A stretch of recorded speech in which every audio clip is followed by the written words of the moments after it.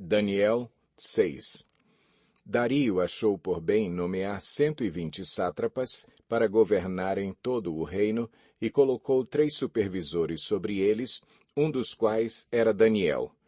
Os sátrapas tinham que prestar contas a eles para que o rei não sofresse nenhuma perda. Ora, Daniel se destacou tanto entre os supervisores e os sátrapas por suas grandes qualidades que o rei planejava colocá-lo à frente do governo de todo o império. Diante disso, os supervisores e os sátrapas procuraram motivos para acusar Daniel em sua administração governamental, mas nada conseguiram. Não puderam achar nele falta alguma, pois ele era fiel, não era desonesto nem negligente. Finalmente, esses homens disseram: jamais encontraremos algum motivo para acusar esse Daniel, a menos que seja algo relacionado com a lei do Deus dele. E assim, os supervisores e os sátrapas, de comum acordo, foram falar com o rei.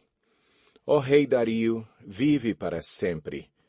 Todos os supervisores reais, os prefeitos, os sátrapas, os conselheiros e os governadores concordaram em que o rei deve emitir um decreto ordenando que todo aquele que orar a qualquer deus ou a qualquer homem nos próximos 30 dias, exceto a ti, ó rei, seja atirado na cova dos leões.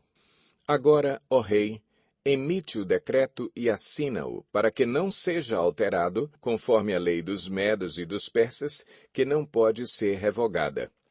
E o rei Dario assinou o decreto.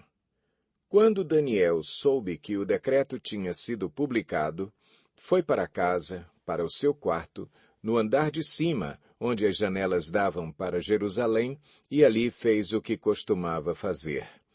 3 vezes por dia ele se ajoelhava e orava, agradecendo ao seu Deus. Então aqueles homens foram investigar e encontraram Daniel orando, pedindo ajuda a Deus. E foram logo falar com o rei acerca do decreto real.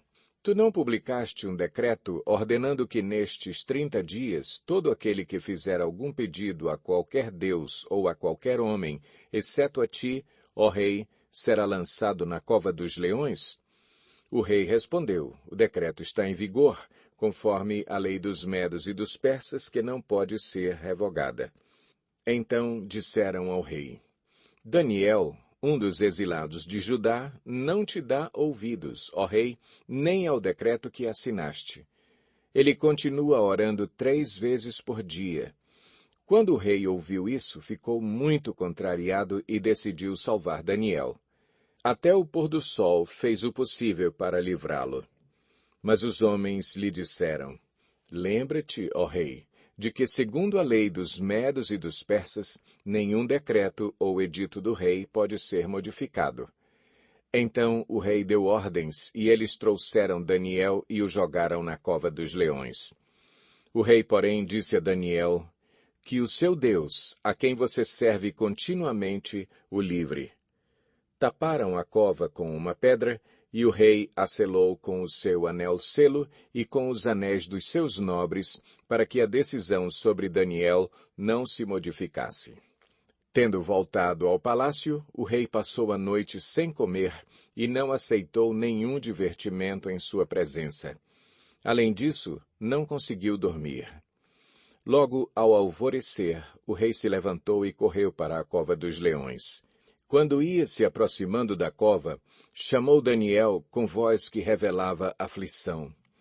Daniel, servo do Deus vivo, será que o seu Deus, a quem você serve continuamente, pôde livrá-lo dos leões? Daniel respondeu: ó rei, vive para sempre. O meu Deus enviou o seu anjo que fechou a boca dos leões. Eles não me fizeram mal algum, pois fui considerado inocente à vista de Deus. Também contra ti não cometi mal algum, ó rei. O rei muito se alegrou e ordenou que tirassem Daniel da cova. Quando o tiraram da cova, viram que não havia nele nenhum ferimento, pois ele tinha confiado no seu Deus. E, por ordem do rei, os homens que tinham acusado Daniel foram atirados na cova dos leões, junto com as suas mulheres e os seus filhos. E, antes de chegarem ao fundo, os leões os atacaram e despedaçaram todos os seus ossos.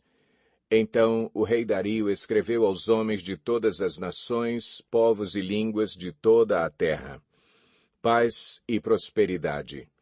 Estou editando um decreto para que em todos os domínios do império os homens temam e reverenciem o Deus de Daniel. Pois ele é o Deus vivo e permanece para sempre. O seu reino não será destruído, o seu domínio jamais acabará. Ele livra e salva, faz sinais e maravilhas nos céus e na terra. Ele livrou Daniel do poder dos leões. Assim, Daniel prosperou durante os reinados de Dario e de Ciro, o persa.